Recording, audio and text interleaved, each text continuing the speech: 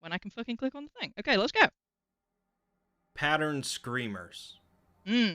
In the film The Matrix, Morpheus famously asks the question, what is real? I was not expecting a Matrix reference up front, but let's go. Well, the SCP universe is of course filled with things that we would certainly not consider real. Most of the SCPs are tangible or perceivable in some way. Hmm. There are those concepts, however, whose reality is debatable, even to the SCP Foundation, Okay. begging them to ask the question of what exactly is real. Pattern screamers are one of the more confusing topics to cover within the SCP universe. Great. Perfect time to do this then. Peak heat wave, brain not working right. I'm so ready. I'm so ready. Also, sorry if I'm like looking off to the left a lot. I'm looking at you guys, chat. I'm looking directly at you. Oh my gosh. I know Kung Fu. What? What? If you would kindly pin my next message. Oh yeah, let me see if I can do that. I don't actually know if I can do that on YouTube. I can. Thank you, Jan. There we go. We are in the house. Okay, let's get back into it. Let's get back into it. Ahoy! How's it going, C? Welcome on in. You've joined at the perfect time. We have just started SCP-3930, Pattern Screamers. And I can hardly promise you'll end this video with a full understanding of them, Hmm. but I'll do my best. Okay, intriguing. Rather than simply trying to succinctly explain what a pattern screamer is, I think it's best if I first go over a few of the core SCPs related to them. SCP-1795 are a series of spheroidal entities located throughout space, each roughly in the shape of a human heart. I was gonna say it looks like a heart, right? Interesting. I wonder why it's the shape of a heart. Tell me more. Tell me more. And each are massive, often in excess of 50,000 kilometers in diameter, Damn. making them the largest life forms known to the Foundation. Damn. It's estimated that there are somewhere between 1 billion and 50 billion of these entities within our galaxy. 50 billion? What? Dude, they must be taking up so much space. That's wild. I guess they're not visible or something? I don't know. How have we not seen them on space things? Explain, man. Explain, SCP, man. Although there are very few within 1,000 light years of Earth, compared to other regions of space. Okay, that makes sense. The Foundation have been utilizing the capabilities of another SCP in order to observe these entities, Oh. which also allows observation from various points in time. Huh. It's unknown if these entities are sapient, but they are capable of movement, albeit very slow movement, akin to our modern rocket technology. I wonder, it's saying it's like modern rocket technology, but they give me the vibe of like jellyfish. Do you know what I mean? It feels like they're so large, like they must just be kind of like floating around up there. But if it's saying rocket technology, maybe they go really fast and they're just zooming. I guess we'll see. I guess we'll see. Massive cover up as per usual, dude. Wouldn't be the first time. Wouldn't be the first time. Excuse me, crow? Did you guys see that crow? I've got the window open, so a crow might randomly get in the room. Don't worry about it. That's totally normal here in Germany. Okay, it's totally normal. Oh my gosh, a rocket is slow to what the universe is. I guess actually. I guess is a rocket like as fast as like a meteorite? I don't know enough about how like that works. I'm not that big brained, especially not right now in a heat wave, dude. Oh my gosh. They at least they were until the long fish and giant shrimp. Oh damn! Oh my gosh! Oh, the sea ones. Tides of War. Is that what you're talking about? Ah, Tides of War. Okay, okay. Interesting. Interesting. That's no crow. That's the spy drone run. Oh no, they're onto me. They're onto me. I'm looking into the files and they're onto me. Oh my gosh. Help me. Help me. Oh my gosh. Me laughing in superior air ventilation technology. Get out of here. Get out of here with that. This is crazy. Yeah, this looks like a really in-depth, really high-level brain function SCP. So let's see how we handle it. Practically every observed entity has been shown to be slowly moving towards young protostars, a process which takes them millions, if not billions of years, and it's believed they have similar lengthy lifespans. Huh. Once in the orbit of a protostar, within a zone where temperatures would be quite similar to Earth's, they begin creating a planet. Each of these planets is similar to Earth, possessing a breathable atmosphere, magnetically active core, a fully formed moon, and is highly conducive to life. Huh? The process by which these planets are created involves a number of complicated steps, during which the entity will open up and extrude a number of different substances to help build, shape, and terraform the planet, including utilizing some sort of constructs. They will also create pre-built cities and structures across the planet.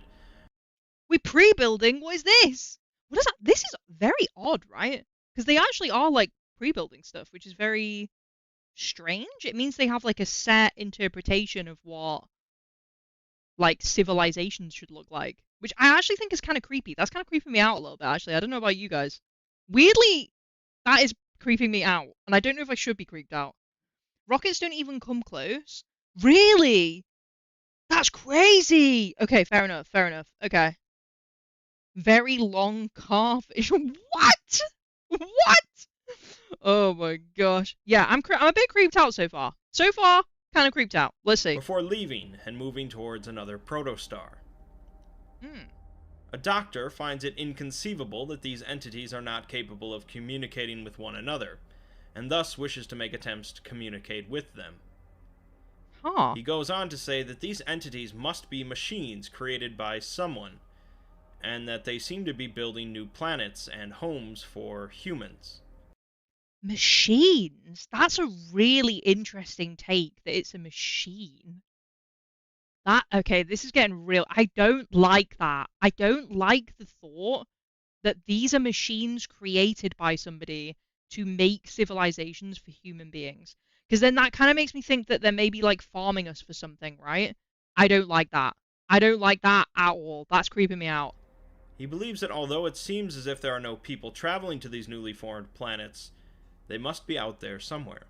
He went on to establish contact with one of the entities using an SCP, and received a transmission containing a voice comparable to that of a young female speaking in an ancient dialect. Huh. I will read the transmission, although there are gaps where information was lost. Lost? Oh, my masters. Lost for so long. The war, the terrible, awful genocide of the Pattern Screamer. We... extinct. We didn't know. Oh. We could only flee, build for the survivors, but we feared our work was in vain. But we never dared to hope that some would remain in part of galaxy. Are you satisfied with our work? It took long, and we feared it would last forever. Huh? Our empire outshone the... and now it will do so again. My masters, oh my masters, we are coming home. What? So they're reporting to something higher? That's kind of wild. Oh my gosh, Voltis, hello, how are you doing? Let's go. Welcome on in, buddy. Welcome on in. Hope you're doing good. This is creepy. I don't like this. I don't like that there's a master to this. I don't like that there's a master. That's creeping me out. So at this point we know that at some point in the past, humanity was far more advanced than we currently are, until something called the Pattern Screamers caused the near genocide of our species. Huh. This tells us that the Pattern Screamers are highly dangerous, but doesn't tell us why they tried to wipe us out, or what exactly they are. At some point in the last 2 decades, a reality restructuring event occurred somewhere in Asia. The Foundation, studying the aftermath of this event, realized that the bamboo plants in the area were showing signs from before the restructuring, which shouldn't have been possible. So they classified them as SCP-3999. While studying the local pandas to see if a diet rich in these unique bamboo plants would provide resistance to reality restructuring events, a panda suddenly woke up mid-surgery and began speaking. What? To save time, I'll summarize its conversations. Essentially, the bamboo and pandas are being utilized by some form of entities from somewhere or some time beyond our existence. That's creepy The as hell. bamboo plants are functioning as data storage and network infrastructure, utilizing quantum entanglement. And the pandas serve to propagate data across the cluster, working as a giant organic computer of sorts. The Ew! entities exist within a region spanning most of East and Southeast Asia, and are only capable of speaking to the Foundation through the pandas. It seems that they existed in some sort of previous incarnation of our universe, and use abstract terms to describe their existence, such as feeding on concepts. Huh? Dude, this is giving me that vibe of that SCP. Was it SCP-2718? I can't remember which one it was. The SCP where it's like that like guy who was like seeing different like layers of reality. And this is giving me that vibe. I'm getting that like creepiness off of it. Pandas, yeah. Barely able to walk at times. Yeah, this is a interesting choice. Interesting choice. I'm sober, right? What is going on here? What is happening? This is so weird. Oh yeah, 3812. That was it. That was it. Yeah, it's giving me like that vibe, right? Pandas are the animal nature itself is trying to make go extinct. It's so true though. It's so true, dude. Pandas are so dumb. I love them, but they are kind of dumb though. They're just like obsessed with like eating bamboo for some reason, and it doesn't nourish them enough. Why are they like this? It's reminding me of like humans with like chocolate, right? Like most humans like chocolate unless you're like lactose intolerant, and you just want more chocolate, but it's bad for you and it does nothing for you. Like, what are we doing here? Oh my gosh, I will never look at pandas the same way again. They're conspiring, they're working together. Oh my gosh, it all makes sense. It all makes sense, baby. I hate it. I hate it so much, dude. I hate it so much. It's so bad. Oh my gosh. The next best thing would probably be drop bears. Oh yeah. Syphilis infested monsters that don't know food if it doesn't come on a twig. Oh my gosh. I heard about that, but I didn't know if that was true. I didn't know if that was just like a rumor people were saying to try and like freak people out, right? With the drop bear thing. I didn't know if it was just people being like, oh, haha, like, don't let the drop bear land on you. It's going to mess you up. I didn't know. I'm back. I didn't know if it was actually that or if it was like something else going on. It was very unclear. Okay. It was very unclear whether that was memery or true. Very unclear, very confusion. Very unclear, very confusion. Okay. I hate it. I hate it. But we'll see. We'll see. Right. Let me get back into this one. Let me get back into this. There we go. There we go. Right. Where are we? Where are we? Back They into it. prepared for some sort of ascension, but then the pattern came, which they describe at first as an all-consuming emptiness, elaborating by saying that anything that passed into it was torn asunder, subjected to a set of principles and order that grinds things down to nothing. Damn. Cyberday boarded the ferry.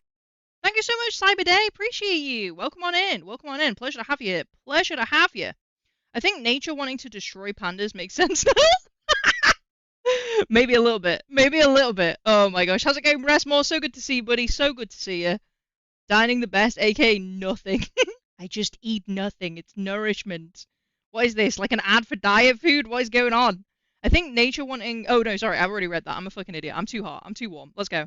In a process of which entropy is just one part. The pattern is highly abstract, and likely beyond our understanding, but the point is that it is dangerous and all-consuming. Okay.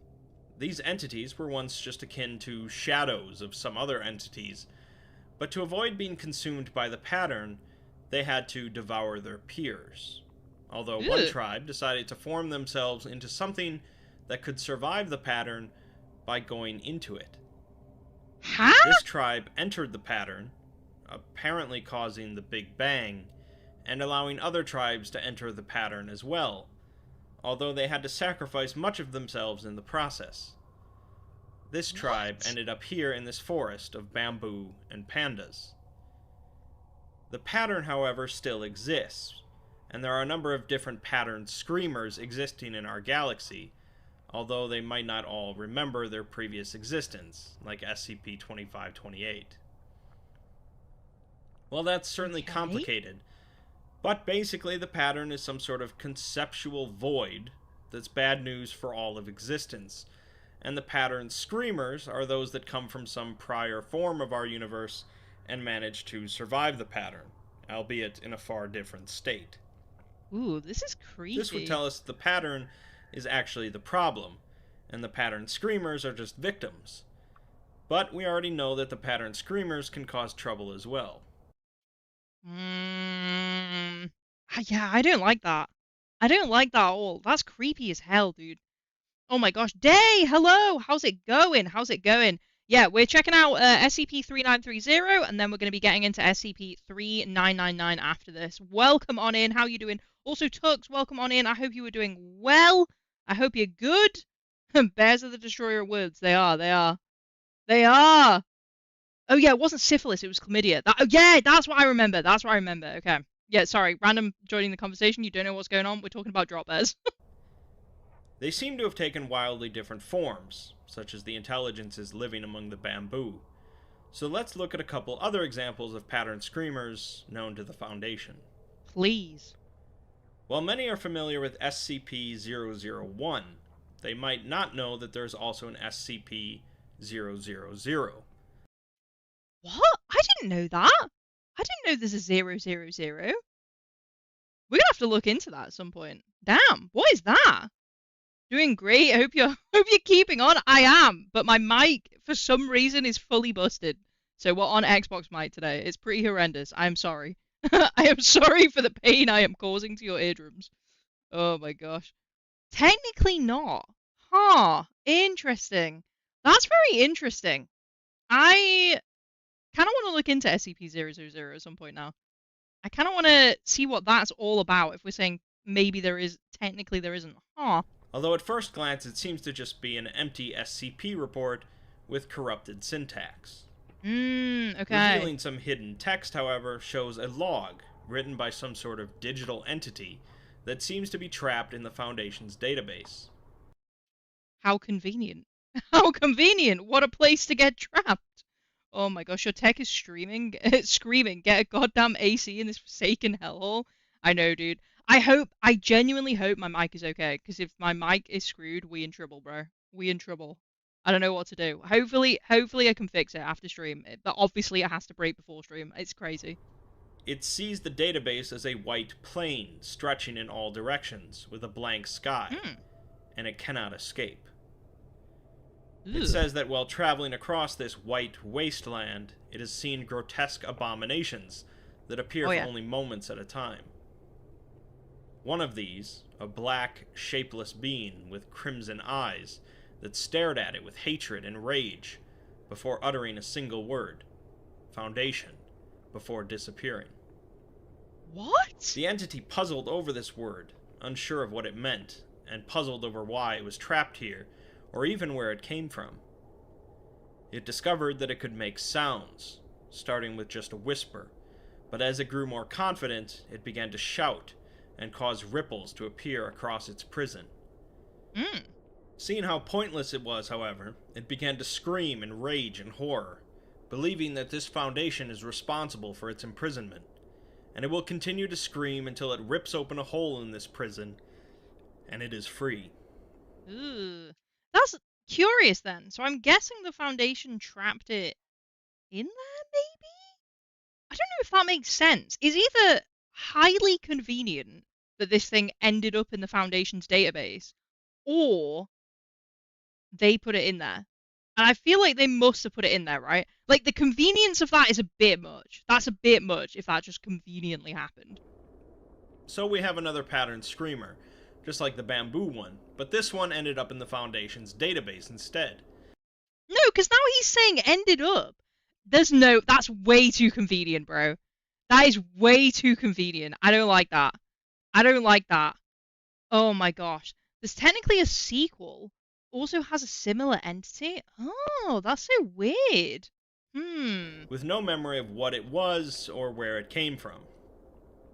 Admittedly, SCP-000 is a bit of a retcon into the pattern screamer canon, but it makes sense, and it's not the only one trapped in the Foundation's database.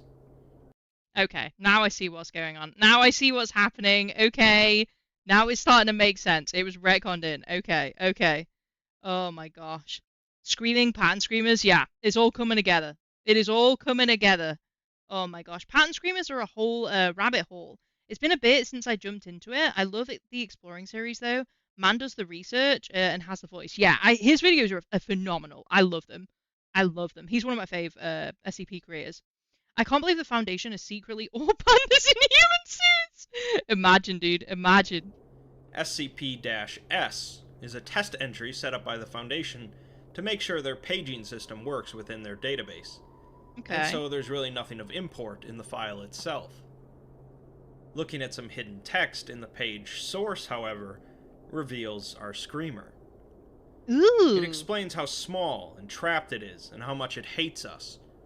It says there's no adequate way to explain how much it hates us, although notably it uses the term we, suggesting multiple intelligences. So there's maybe more than one in there? Oh, dude, I don't like that. I don't like that. If we're getting into pan streamers, can't wait till we check out SCP-3426, the Reckoner. Ooh, dude, I'm not gonna lie, I do really like the SCPs that are just like I don't know how to explain this. They're just like hard to understand. Like they really make you think, and you have to like go above the level of like normal human like recognition, I guess it is. Like ones like that I just find very very curious, very interesting. I like it. I like it. Yeah, it's good. I don't remember if I remember correctly, but the earliest possible mention of a pattern screamer is in SCP-1678 as a minor thing as opposed to being important. Huh, that's so cool. Can we blame any of the SCPs for hating us? I mean, yeah. Yeah. I feel like the SCP Foundation, while they are trying to do good in what they're doing, they are probably making a lot of enemies with these things. Like, yeah. The stories that we've heard doesn't sound like it's always going down well. Some of them, they're getting on with well, but there's a lot of them that they don't seem to jive with. It says that they are in a state of constant pain, being torn and ripped through a void, and so they scream endlessly to get our attention. What do they think we can do though? Like, what are we gonna do about that?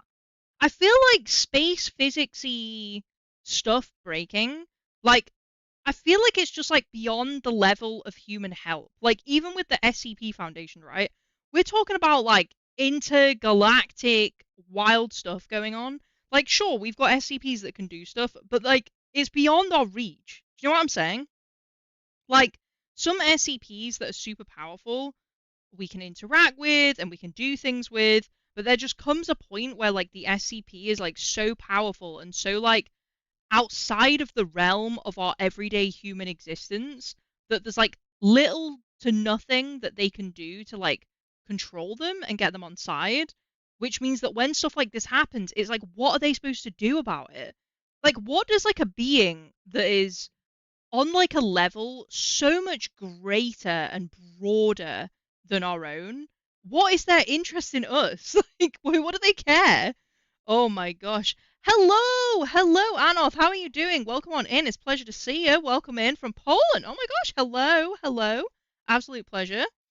That's why the cat classification exists. Yeah, that's what I think. I think like it's cool to think that the SCP Foundation has a lot of power, but it's like when you hear stories of superheroes that always have like a weakness, right?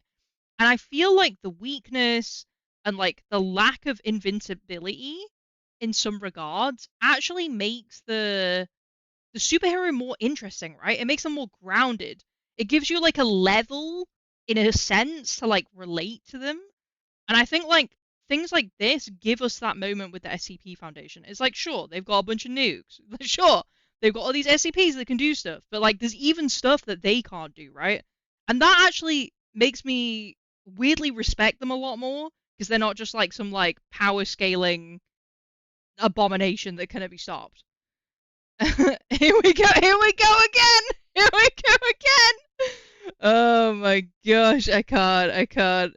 Then the Foundation puts them in cells and run tests on them. Yeah. Yeah. Oh my gosh. not every time they can contain an anomaly. Yeah, exactly. And because of that, one of their missions is to maintain normalcy. Yeah. I genuinely think stuff like that to me is like weirdly more interesting than like how they're putting like a thing in a cell. Personally. I just like the more broader concept stuff. They have apparently used all of their energy to show themselves in this way, so that we can see their pain. Ooh. Interestingly, it calls us wretches, a term also used in SCP-1678 on London, referring to entities punished for their betrayal. SCP-1678 also mentions a pattern screamer in one of its random audio messages, saying, "Are you frequently anxious or depressed?" It could be a symptom of the pattern screamer's influence. Oh, so they're impacting stuff as well now. Okay. They're not just existing. They have a degree of power. Huh. That is very curious. Huh. They fight in the dark so that we can live in the light. SCP motto. That's a good one. That is a good one. I love it. Told you. Yeah, exactly. Oh my gosh. It seems that some pattern screamers hate us, especially those that don't remember their past existence, while a few hope that we can save them from their imprisoned existence. Let's move on to an important SCP in this discussion, SCP-3999, which is titled The Pattern Screamer, and which does not exist. Here we go. It's important to understand that 3930 does not exist, nor has ever existed, and personnel who think otherwise are to be reassigned and given a full psychological examination. Huh. The containment procedures for 3930 consist of making sure everyone understands that it does not exist. Huh? That's all.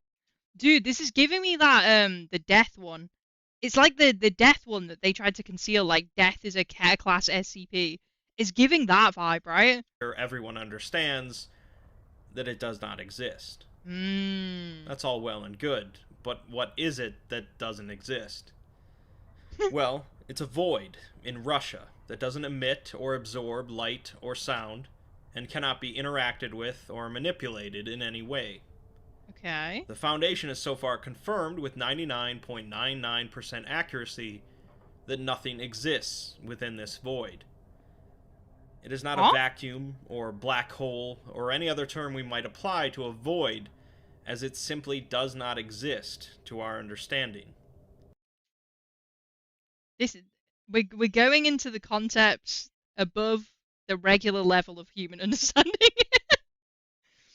So it's different to a black hole, because black holes are vacuums, right? So it's not a vacuum, but it is a void and it's nothingness. Huh. So is it almost like portal-like, I would assume, in that case? I mean, low-key, the SCP Foundation just kind of seems incompetent a large portion of the time. I think there is a large portion of what goes on in the Foundation that is just like kind of fuckery, to be honest. But I think there's also things they do that are good and are interesting. But I do think it's a lot of like trial and error, right? They're kind of learning on the job, and as part of that, a lot of stuff can go wrong. Oh my gosh, what's the first thing to come to mind when you think of nothing? I think it is like black space is the best way that I put it. It's just like black space nothingness, like no stars, no nothing. That's what I think of. No nothing, that's what I think of. No, but like yeah, that's what I always assume. It's not like black hole necessarily, but it's just like empty space is what I think of, like dark empty space. Black space is still something. Is it though? Like is it? I feel like that's the most nothingy thing that we have that the human brain can comprehend. It's just empty space, right? Because like, what is it? You can't like pick up empty space.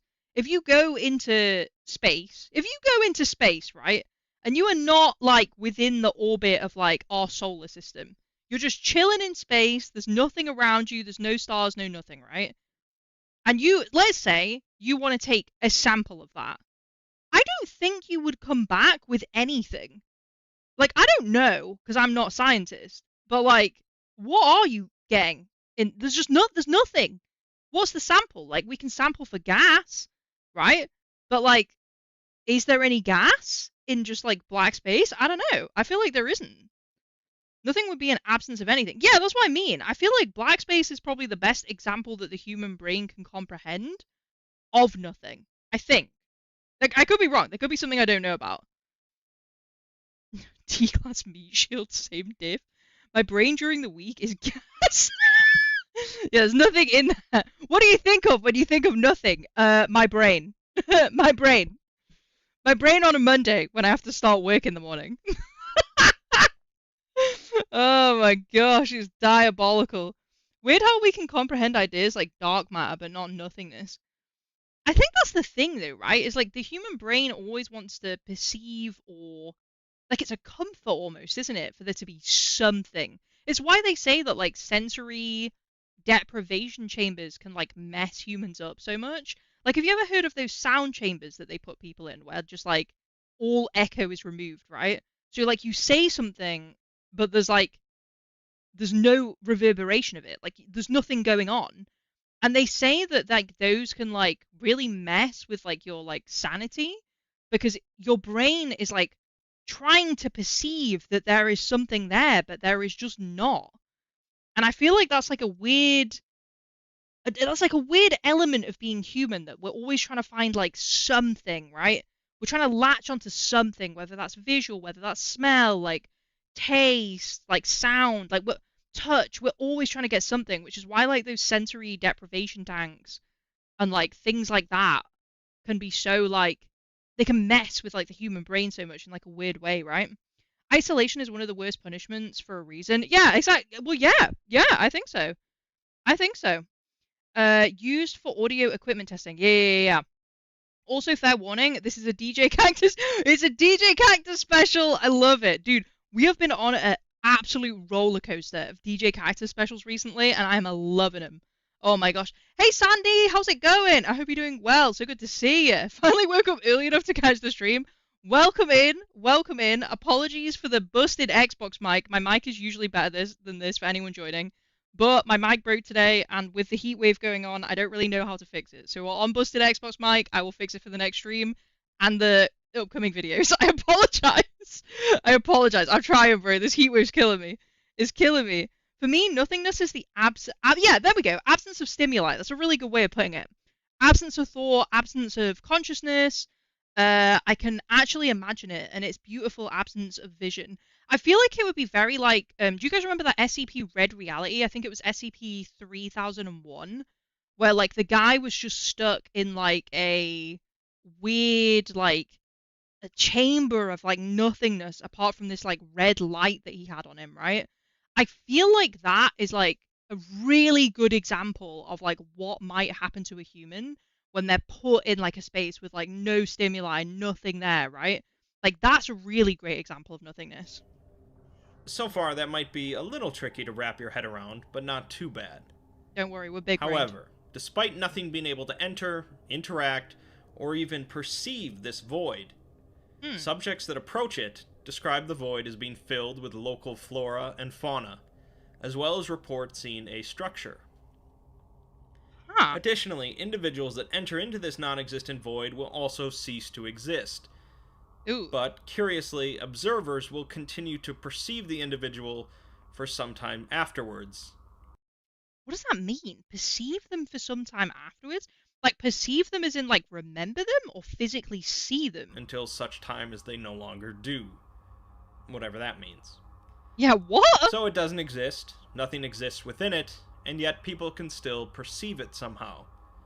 And it's this final aspect that matters most, as perception is incredibly important to 3930. It seems that this void changes depending on how many individuals are currently aware of it. And what's more, is that this change cannot be removed simply by wiping someone's memory, or even killing them. Oh, it's permanent. It seems that the only way for this perception to go away, and the void to change back to the way it was, is if the individual enters into the void and ceases to exist. What? The Foundation has determined that the maximum number of individuals that can be aware of 3930 at any time is 10. Otherwise, the void becomes unstable. Unstable? It took an unfortunate amount of loss of life between both the Foundation and the Soviet GRU Division P who discovered it to learn how 3930 works. Oh, geez. Of course, it wouldn't be a proper SCP location without an exploration log, and so the Foundation sent in a D-Class with a radio. Yeah. Once the D-Class passed through the barrier into 3930, both him and the radio ceased to exist. And yet, he was able to continue exploring and transmit audio back outside of 3930. So it's like almost acting like a pull. Like, almost. It's probably the closest thing we could put that to. That's really I was thinking that up front, that it felt a bit like Paul-esque. But, like, I didn't know if that's what was going on. But maybe it is. Maybe it's, like, very Paul-esque. That's very strange. If they go in, this technically means that the soul is also made of nothing, aka another worse than death anomaly. Oh boy. Dude, tell you what, that's worse than death for me, bro. I'm gonna be skint. No more obols? Are you kidding me? Are you kidding me? Nah, we can't have this. This is fake. Fake news. Fake news. I need my obols. What? Being a D-Class must be the worst job ever? Job is a very loose term here. Being a D-Class might be worse than working at Amazon. You might be right. You might. Slightly worse. Slightly worse. Oh my gosh. In the presence of nothingness, the human brain desires anything. Yeah. They want. You always want some form of stimuli, right? Time to steal the souls from the other realms. Dude, I don't want to have to trek it all the way over there. I had souls here. It was convenient, bro. I don't want to have to do that. Oh my gosh. Make him work for me. The D-Class enters into the void, seeing it filled with the same trees and bushes that would normally be in the area, but begins to approach a building, appearing to be similar to an L-shaped, overgrown apartment building. Huh. After trying a few locked doors, he enters into a bedroom, furnished as one would expect, although covered in dust. Yay. After moving to check out the attached bathroom and returning, he notes that the curtains that he had previously opened are now closed again. The D-Class seems to start questioning his memory, as he mentions that he saw someone outside of the window, but then wonders if he actually did. Ew. He enters into another room, finding a warm TV, and turns it on. The image on the TV continues to skip around, showing black and white images of a backwards ocean, mirrors, and faces. Wait, hold up. You can't just say backwards ocean and expect me to know what that means. Backwards ocean? What does that mean? Like, they didn't say upside down. What's backwards? Like, the sand is moving in the way the water would? What? What? The only reason the universe isn't in flux is that Moody is a little bit lazy. Oh my gosh. Would you rather clean 173's containment chamber or work as an Amazon delivery driver? I'd rather work as an Amazon delivery driver. I'm going to be real. When I watched that SCP and they were talking about all the filth and disgustingness, like, in that chamber, I'm just not dealing with that, bro. I'm not dealing with that. I'm going to get, like, an itchy eye or something, and then it's just over. It's too much for me, okay? I'm too lazy for that. I'm too lazy for it. At least at Amazon, you get a car, okay? And I'm not licensed to drive. So that's going to be a mess. That's going to be a mess. Oh my gosh, the waves are crashing in reverse. The sands are drying up. The wind is blowing. Huh. That's so weird. Fake! Get it off the screen! Funeral pyre.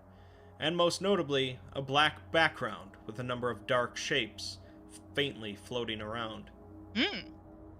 At this point, he claims that he entered into this room through a door that's no longer there. And when he goes to open the curtains on the window, he continues to find more and more curtains behind them.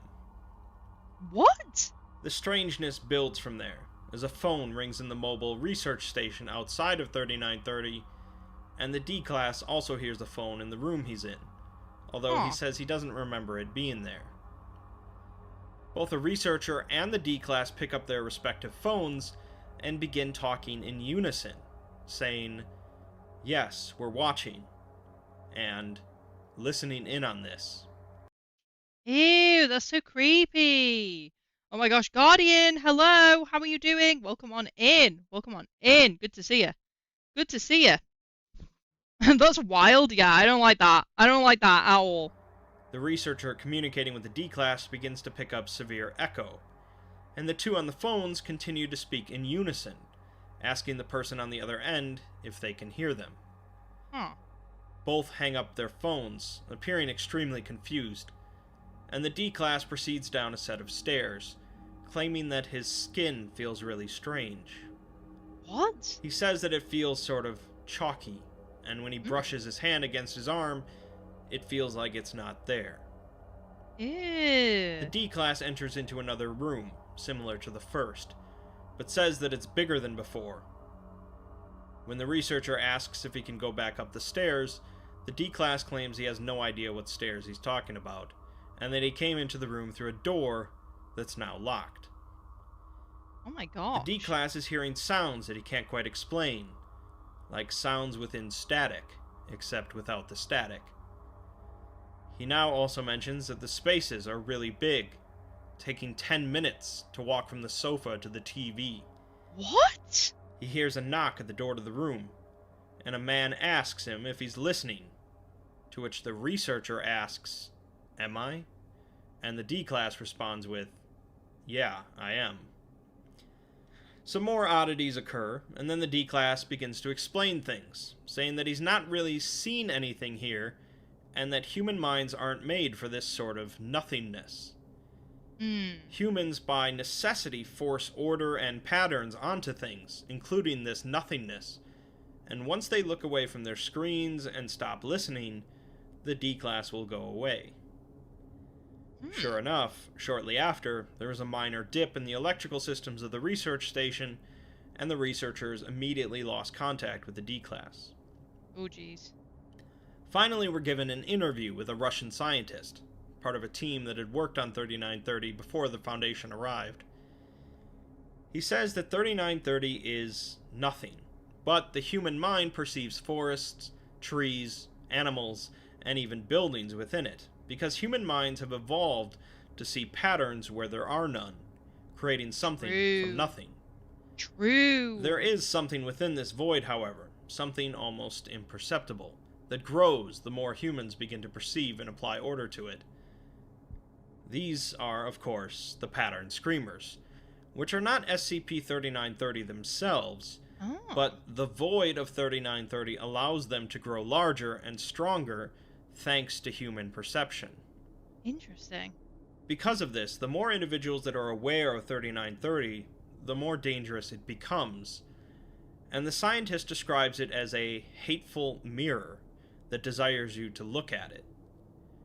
These pattern screamers are hateful reflections of us that are aware of their non-existence and are tormented because of it.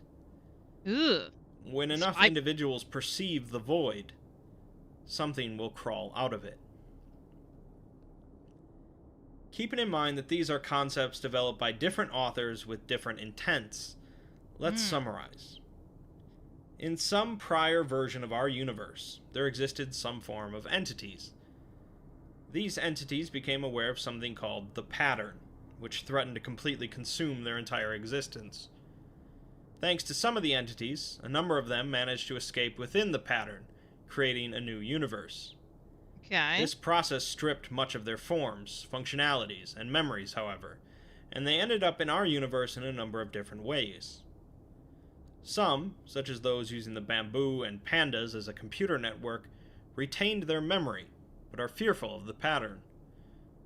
Most of the others, however, are scared and hateful of their new existence, or lack thereof, and rage and scream against their prisons. These entities beg and plead to be noticed, as their existence grows thanks to human perception, which applies order and patterns to them. Since these are such hateful entities, hating the universe, themselves, and especially us, if any of them grow too powerful, they threaten to wipe us out completely, which seems to be what happened at some point in the past. Our ancestors created great machines to build new planets in the aftermath of the Pattern Screamers' genocide, and we continued to survive. That's such a wild thought, that we had like ancestors out there building like mega machines. Huge mega machines to do this stuff. That is so wild, man. Imagine just being an idea. Dude, that's crazy. That's actually crazy. I kind of feel sorry for the pattern screamers. I do and I don't. I do and I don't. I feel bad for them because they're like obviously like victims of whatever happened to them. But at the same time, is it raining? It's raining! Oh my gosh, it is raining. How is actually finally going to cool down? Oh my gosh, I'm so happy right now. That is unreal. It's like a full-on rainstorm. Let's go! Let's go! Oh my gosh. But no, I kind of feel bad for them, but at the same time, like, they're so spiteful and hateful. They're so spiteful and hateful, and it's like very attention seeking, you know? I'm so judgy of these SCPs, man. I'm so judgy, dude. Unless it's humid rain. It probably is going to be humid rain, man. It probably is. Send it over here, please. Dude, no, I'm keeping it for myself. I'm being selfish, bro. I'm keeping this. I'm keeping this. I'm too hot for this. I'm keeping it. Dude, you don't even understand. It was like almost 40 degrees yesterday. This is like the best thing that's happened all week. Time to dance out in the rain. Let me just jump out of my apartment building window. No. No. Oh my gosh. They're like Twitter users. Yeah, a little bit. A little bit. Right, let's keep going. Let's keep going. Now, pattern screamers are becoming noticed once again, as the Foundation continues to discover new ones, which is itself a threat. Oh yeah, true. As humanity's population continues to grow, more and more pattern screamers are likely to be discovered, and the chances of another genocide increase. Ugh. Pattern screamers are a relatively new concept within the SCP universe, and authors are likely to continue to take it in different directions. Okay. In the end, the term was likely created just because it sounded interesting, but I hope that this video has at least provided some understanding of the basic concepts attributed to pattern screamers. Yeah, it's very interesting. They aren't the first entities on the SCP Wiki that grow more powerful based on perception. Yeah. But their unique nature of non-existence, combined with the multitude of forms they could take, make for very interesting science fiction. True. True. That was kind of cool. Okay, Dr. Vasiliev. These flashes, these tiny screamers, eventually they begin to bind together. Make no mistake, Dr. Kuzkin, they are not real. They are to the neutrino what the neutrino is to us, less than nothing. But they are somehow aware of their nothingness, and they are hateful. Their existence, I believe, is torment. They hate the universe for being, they hate themselves for being, and they hate us for making them be. They are nothing but hate. Given enough time, and with enough of us trying to look into this void, something crawled out of it. Ugh.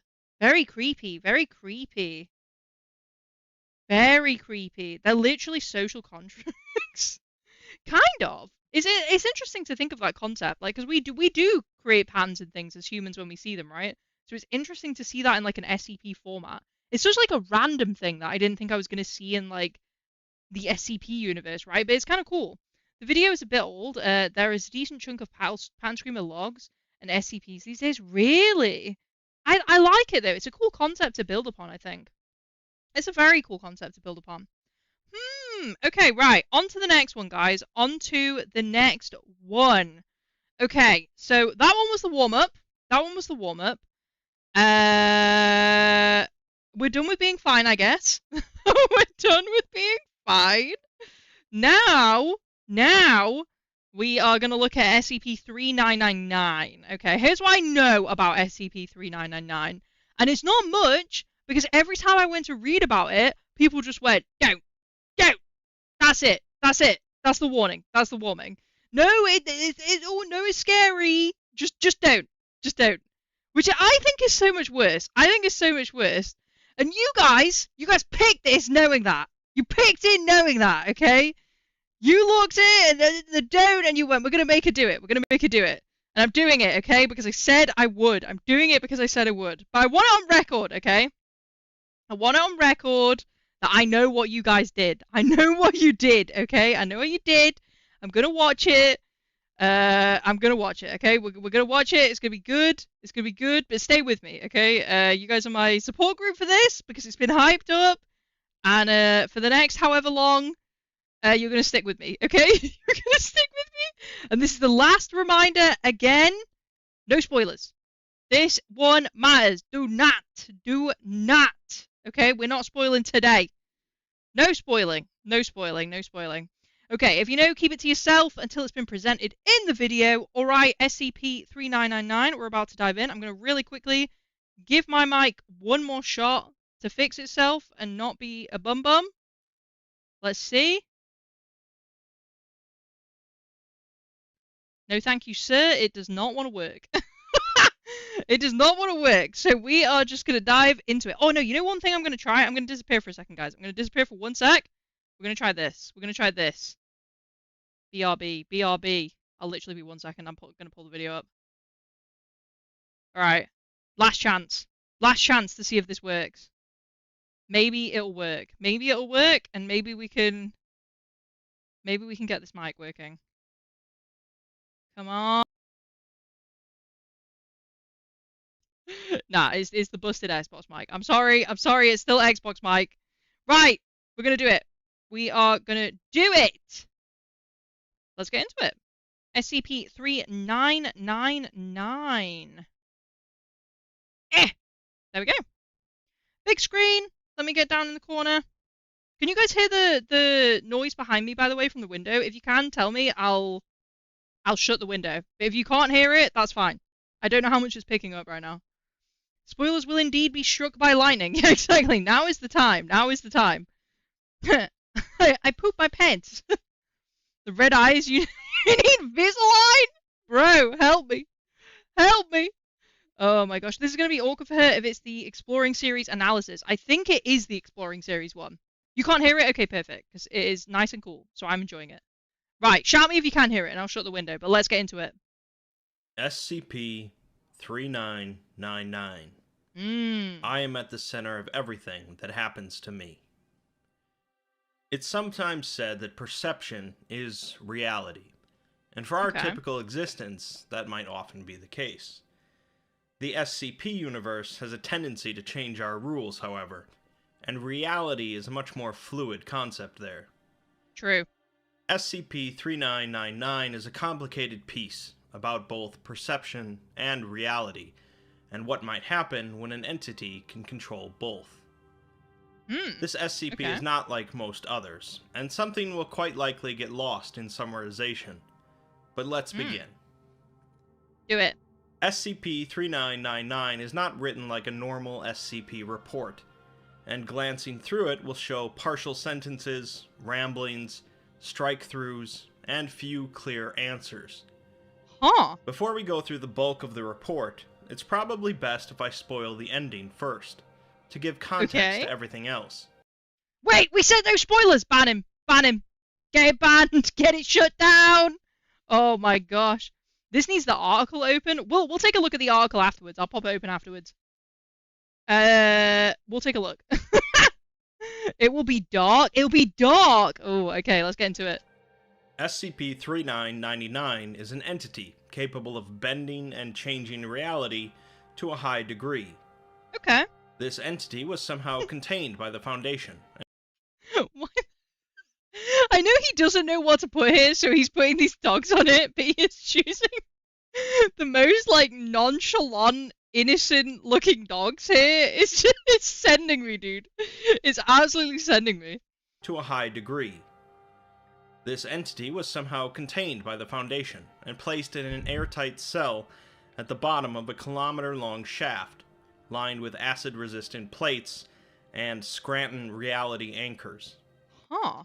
That's really interesting, because we've seen another SCP where it can, like, see different, like, layers of reality, right? And it can bend reality, so they weren't able to capture it. It was, what SCP was it? Help me, guys. Was it SCP, like, 3218, maybe? It's, like, the dude who, like, bends reality or whatever, and he can see above and below on reality. But it's interesting, because they couldn't capture him, because he kept changing reality when they came near him. So I'm wondering what's going on with this one, whereby if it can change reality, how has it been caught, right? How did it get caught? Hey, Dan, how's it going? The article for this one is something. Okay, we'll check it out afterwards. We'll have a quick look afterwards. A researcher, James Tallerin, was assigned to SCP-3999 and disappeared almost immediately afterwards. Huh. His body was later discovered at the bottom of the containment cell, although no one had any knowledge of 3999's existence, and none of the Foundation databases showed any record of it. Wait, that doesn't make sense. Why have they got a containment chamber for it if no one knows anything about it? What? That's so confusing. This is also an entry for the 3K contest. Oh! Written by Lord Stonefish. Oh, cool. Interesting. Interesting. Yeah, and we get doggos. Doggos is the image we get for this. SCP-3812, that was it. Thank you, thank you, thank you. I'm so bad at remembering the numbers. My brain struggles with the numbers, but I know what the SCP rank is. recap aboarded the ferry. Hello! Welcome in! Welcome in! Thanks so much for joining us. Thank you so much. We've just started SCP-3999, so it's a good time to join. It's a good time to drop in. I imagine, given what you do, you'd understand that better than most. Don't want to toot my own horn, but let's see. The bulk of the SCP-3999 document was found as a text file on Talaran's phone. On his phone? So, 3999 is a highly powerful reality bender. But, where is it? Why did Talaran die? And why does no one remember it? The answers are in the document, but not exactly cleanly spelled out. The report is basically evidence of a battle between the entity and Talaran, as this reality bender decided to take a special interest in this specific researcher. Oh, jeez. Let me read some text at the start to give you an idea. Okay. SCP-3999 cannot be contained at the present moment, and currently poses a ZK-class end-of-reality scenario. That's the first time I've heard that. ZK class end of reality scenario. Dude, this must be serious. Have you reacted to SCP-4000 yet? I don't think I have, actually. I don't think I have. I'll add that one to the list. I'll add it to the list. I don't think we've seen that one. Hey, Alias, how's it going? Welcome on in. Welcome on in. You've joined at a good time. We are starting SCP-3999. Now, I'm just imagining the reality bender is a small kid. Bro, imagine. Dude, that'd be sick. The most advisable course of action is for researcher Talaran, believed to be the focal point of SCP-3999, to remove himself from contact with all Foundation sites and personnel to avoid further collateral damage to Foundation property. Oh, so he's like doing a martyr thing. Okay, interesting. It is theorized that if researcher Talaran is contained in an extremely secluded area, then the destructive capabilities of SCP-3999 will temporarily cease. Huh. Cease is crossed out, however, followed by stop, be contained, and preserve some remnants. It goes on to say that Talaran should be removed from all human contact, followed by suggesting Talaran to commit suicide, but that's also crossed out. Why do I get the impression that these notes that were taken from this file is like a fight between this Talaran guy and the actual SCP, right? Like, there's some turmoil going on the way this is written. It feels like they were like fighting each other to like update the notes. Ugh, let's see. Then it says Talaran cannot leave the Foundation, which is also crossed out, and replaced with saying Talaran should remove himself from contact with all animal life. What? Like I said, this is not typical of an SCP document, and it's easy to be left confused. These statements are the beginning of the process by which the entity is torturing Talaran. The entity is capable of bending reality to suit its whims, and it's conceivably powerful enough to accomplish anything it wishes, but it has set its sights entirely on Talaran. Ooh, this looks like a vengeful X, dude. This is terrible. This is awful. Who are thou who are so knowledgeable of such things? Damn. We're a normal person fighting an SCP. He's got guts. Yeah, to be fair, this guy is actually kind of cool. Like, just like taking on one SCP, but also at the same time, it feels like his existence is pain. So, you gonna go now? No worries. Have a good one. Hopefully, we'll see you around. Thank you for stopping in. Appreciate you. Appreciate you. You'll soon see why. Oh, let's see it. Let's see it. Sleepy. Yeah, get some rest. Get some rest. It proceeds to force Talaran to suffer, die, and watch others die, over and over for its own amusement.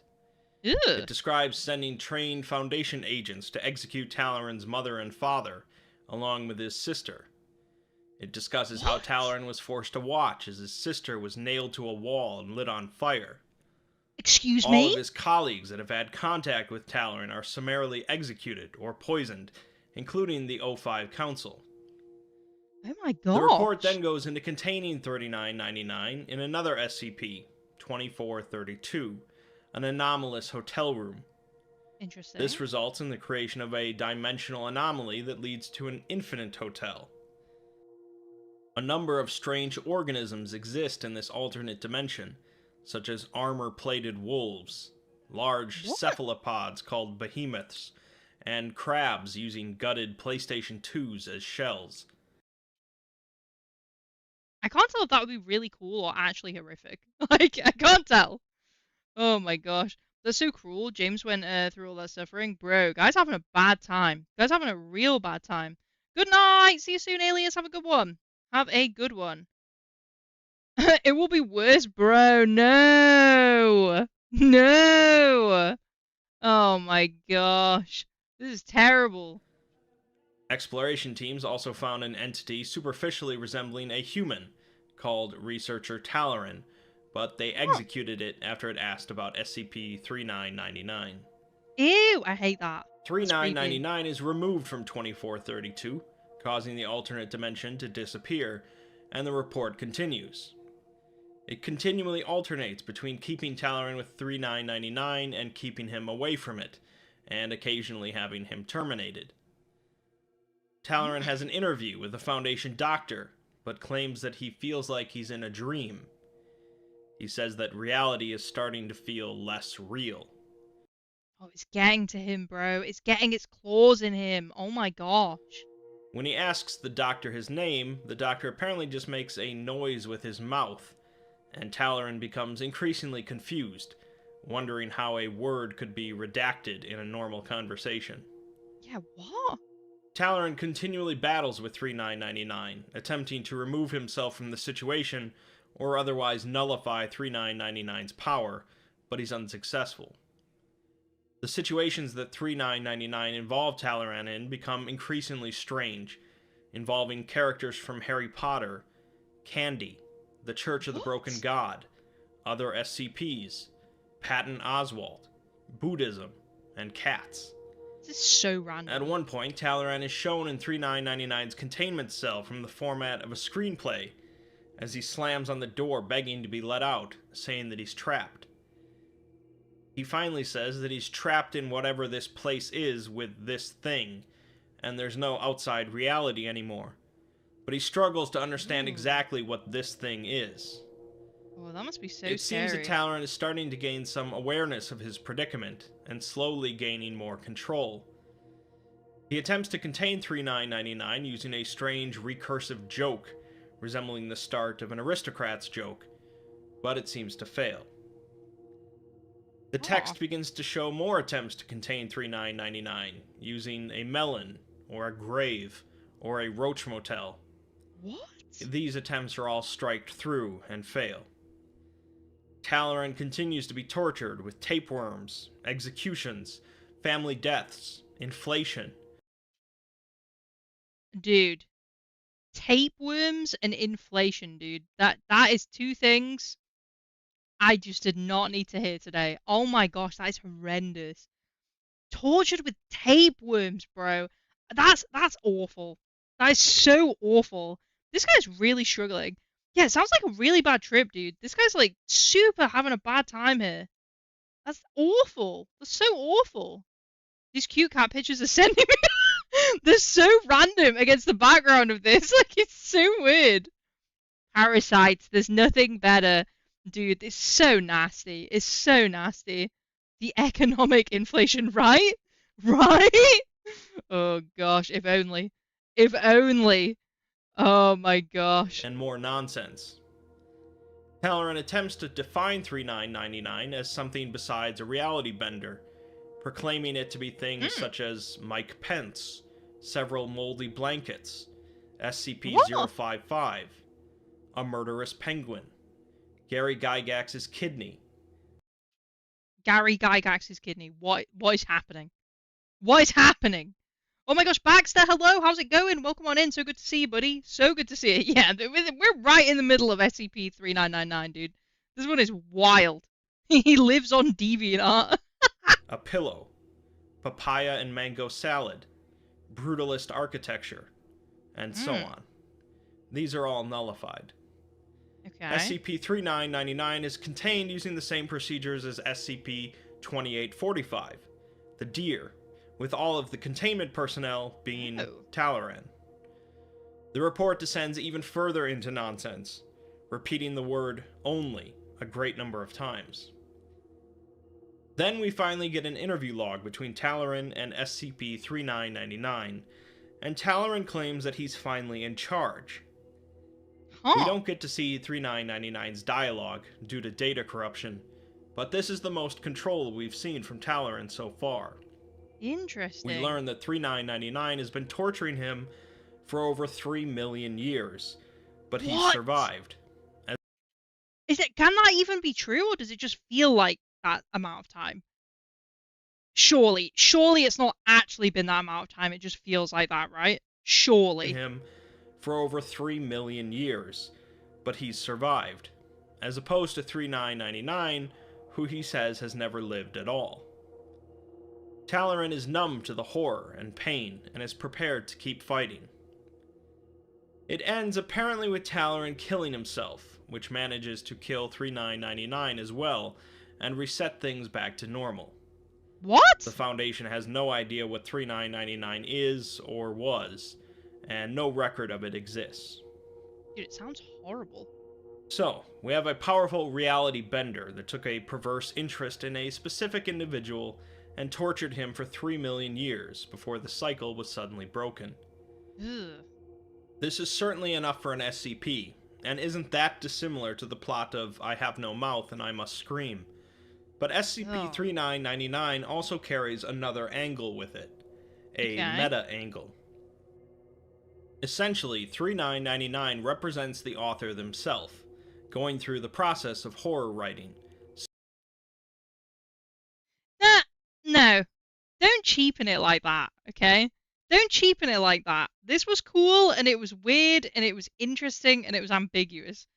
I feel like this, for me personally, takes away a lot of the whimsy of what it was.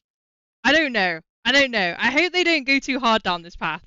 I hope they don't go too hard down it, because I feel like I'm not going to like it. This is a little sad. Give it a sec. Okay. Subjecting characters to countless whims, but erasing them and trying something different, over and over. We get the best look at this angle in a box towards the bottom of the report, written from the author's perspective. They describe a few different SCP ideas they toyed with involving Talaran, but nothing was sticking. They couldn't get Talaran out of their heads though, spending weeks thinking about ideas, until eventually they had an incident involving sleep paralysis. They hallucinated Talaran rising up at the foot of their bed, laughing and clutching a dagger. Ooh. He was joined by a multitude of other horrors that the author had been thinking about for the last year, all various SCPs. They asked the author why they spent so much time bothering with idiotic horror creations. Talaran then took the dagger and disemboweled the author, and they woke up, followed by immediately writing SCP-3999. Huh. I wonder how much of that is, like, real. It's interesting that there's, like, a meta element in it, of, like, the author going through this experience. But it makes me wonder how much of it was, like, actually the author's experience, or, like, effect for the SCP, right? Because I think you're right. I think that is kind of sad if that, like, actually was the author writing that, right? Because that person was, like, going through it. Like, ooh. Interesting, though. Interesting. Hey, Ari, how's it going? Welcome on in. Welcome on in. We're watching SCP-3999. Think about it. He had writer's block. I mean, I guess, but I don't think writer's block works like that. I don't think writer's block works in the way that you just come up with random words. Like murderous penguin, papaya, and mango salad, right? Like, writer's block would at least be moderately thematic, right? It wouldn't be, like, going super random like that. But it is a very interesting thing to think about. Also, hey Ra, how's it going? Welcome on in. Welcome on in. As far as I know, it had an effect on his psyche. Yeah, I mean, like the way I see it, it seems more like this was someone. Like, I'll just be 100% real with you. It seems to me like this is someone who was going through potentially what looks like to me like a mental health struggle, right?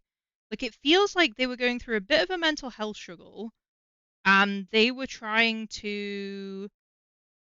really into SCPs, and they really just wanted to write something and like be part of like the SCP community. And I think I'm getting like a feeling of like longing from this, right? Like they're really desperately trying to like think of something to like submit their SCP into. And that's what it kind of reads as for me. And then the whole thing about like the sleep paralysis thing then kind of adds up. And then they've had like this really creepy, weird experience. They can't get this character out of their head. And then they've like written this SCP, right? That's what it like sounds a bit more like to me from the outside, I think, as opposed to like a typical writer's block. If you know, I understand what you were saying, Rob, but I think that's more what it sounds like happened to me. I think this was a mental breakdown described in literary terms. Kind of, yeah. It doesn't like quite seem that drastic, but it seems like there's like a level of like mild obsession does not make sense.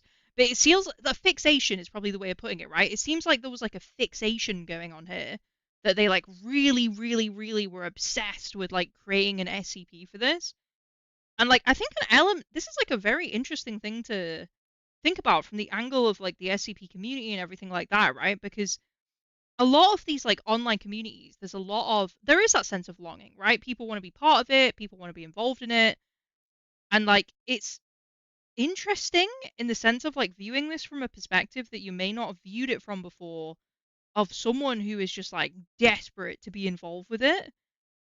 And I always find things like this a little bit enlightening because you get to see a side that maybe you wouldn't have comprehended, or you wouldn't have understood the weight of, right? Also to consider the added pressure, this wasn't just an SCP, it was also a submission to the SCP-3000 contest. Again, I think that makes it less that gives it less weight for me is the thing. Like this is why I'm kind of hoping that this was just like a really real experience for this writer, and we just got to see like a really real experience of something that this person went through. Because I feel like when we like I know you're right, and that is just like the reality of what happened, but I feel like adding in that layer of like, oh yeah, but then like he's entering a contest, that then just again it takes it away. I feel like it's a very real, raw, like visceral human experience, right? Hey Nye, how's it going? Welcome on in. I hope you're doing well. I hope you're doing well. We're talking about SCP 3999. We're just watching the Exploring series video on it at the moment. And we're kind of up to the like meta bit of it, which is kind of interesting. Very interesting. Can't it be both? Maybe. Maybe. I guess I'll see when I read the file. We'll take a look at the file after this. I feel like looking at the actual file. I think you guys were right. I feel like looking at the actual file will give you a little bit more of a feel into what happened here, right? This is meant as a swan song for the author, the last thing they write for the SCP Wiki in order to break free from an addiction, just as 3999 was addicted to torturing Talaran. Meta concepts run all the way through the report, and I'd be lying if I said I understood them all, as many are unique to the author. SCP-3999 is undoubtedly a unique SCP, both in concept and form, and it has its share of both fans and detractors. There is an argument that it's less of an SCP and more of a tale, but its rating on the site speaks for itself either way. Lord Stonefish certainly poured themselves into this work, to a far greater degree than most SCP authors, and that seems to have worked out, at least as far as popularity is concerned. It does feel personal. The SCP Wiki is filled with grotesque horrors and nightmares, and fans continually crave more, making us not that much different than SCP-3999 either. Huh. Very interesting. Talaran, so who are you exactly? Ask yourself that. Who are you before a human who is ready to fight? You are nothing but the primordial ooze, and I am ready to fight. I am numb to your bullshit, because here's the thing about horror and weirdness. The more you reveal of it, the less effect it has. I am sick of your horror. I'm sick of you. You know what? Truer words have not been said, especially in this instance. Right, let's look up this SCP then. I kind of want to look at the file of this real quick. Because I want to get, like, an idea of, like, how meta this is looking, right? SA? Oh, shit. Can we actually look at this on stream? Ugh. Right, we're going to have to be a little bit careful with this one. We'll keep it brief. We won't read the whole thing. Okay, SCP-3999 cannot be contained at present moment. And currently poses a ZK class end of reality scenario. Most advisable course of action is for the researcher Talaran, believed to be the focal point of SCP-3999, to remove himself from the contact with all Foundation sites and personnel to avoid further collateral damage to Foundation property. Okay, that is very interesting when we have that meta context, right? Huh. Okay, I'm liking it more. I'm liking it more again. It's really interesting reading this because I feel like I'm going so back and forth on whether I love this or whether it feels like a little bit too constructed, right? And I actually think I'm starting to come round on loving it. I think I'm coming round on loving it. It's theorized that if researcher Talaran is contained in an extremely secluded area, the destructive capabilities of SCP-3999 will temporarily cease, stop, could be contained, preserve some remnants. It is interesting. Yeah, it's very memorable, this SCP. I agree. I agree. Common experience. The most advisable course of action is for researcher Talaran, believed to be the focal point of 399, to remove himself with contact with all human populations to avoid further collateral damage to the Earth and its societies. It is theorized that if researcher Talaran is to terminate himself quickly in a secluded region, then SCP-3999 will be decommissioned. It's sad. It's actually, like, quite heavy. It's quite heavy when you look at it. I can see where there's a lot of people who, like, very, like, connect with this one, right? It's interesting reading it back after watching the video and, like, almost having a lot of these things be, like, recontextualized, right? Gurgabin, how's it going? Welcome on in, welcome on in. We're reading the entry for SCP-3999. We just watched the exploring videos, the exploring series video on it. And we're just getting, like, a little bit more context. I guess we're recontextualizing almost what we've just seen. Researcher Talaran cannot leave the Foundation. The most advisable course of action is for Researcher Talaran, believed to be the focal point of SCP-3999, to remove himself from contact with all animal life. The animal life thing is the thing that I think is, like, interesting on rereading this. Because that seems like something very personal that we're not getting additional context on, right? Animal life is such a bizarre, like, thing to put in when you've got the wider context of this. There's also a parallel to Mentia health troubles. If you think about a random person just getting endlessly tortured through no fault of their own, yeah, that's true. That's true. This seems like a very relatable story. Yeah. Yeah. It's weirdly heavy. It's very heavy, isn't it? From my experience, this is how back in the day, part of the horror was contained in the containment, and why it appears SCP-3999 avoids the description because it will get rid of the horror. Yeah, that's kind of that is quite a cool way of looking at it. It is very true. It is very true. The more you give away, the more, like, of a mystery things are, the more scary they are, right? Which is actually part of the reason why I like the SCPs that don't, like, explain too much. Like, the ones that don't explain too much are the ones that make you, like, feel something, right? You feel, like, the dread and things like that. It's interesting. Okay, I'm not going to read more of this because I'm not sure how much we'll be able to show on stream because it had a lot of warnings on this SCP. But that was quite interesting to recontextualize that. And I actually think I really like this SCP off the back of that. This is so personal. This is such a personal SCP. I kind of love it. I kind of love it. Right, I'm going to chuck us back in real quick, guys. Thank you so much for joining me today through all the tech issues. I appreciate it. I will get my mic sorted for next week. Also, I want to say next week, I'm going to be Hello? I'm going to be interesting next week, guys. I'm going to be introducing a little tier list, an SCP tier list. We're going to react to an SCP and have a tier list with it, which is super fun. So very exciting stuff. But yeah, keep an eye out for that. Thank you so much for joining me today. I appreciate it as always. Have an absolutely amazing rest of your weekend. Stay cool in the heat wave, and I will see you all soon, everybody. Thank you. Thank you. See you in a little bit, guys. Bye. Bye, bye, bye. Look after yourselves.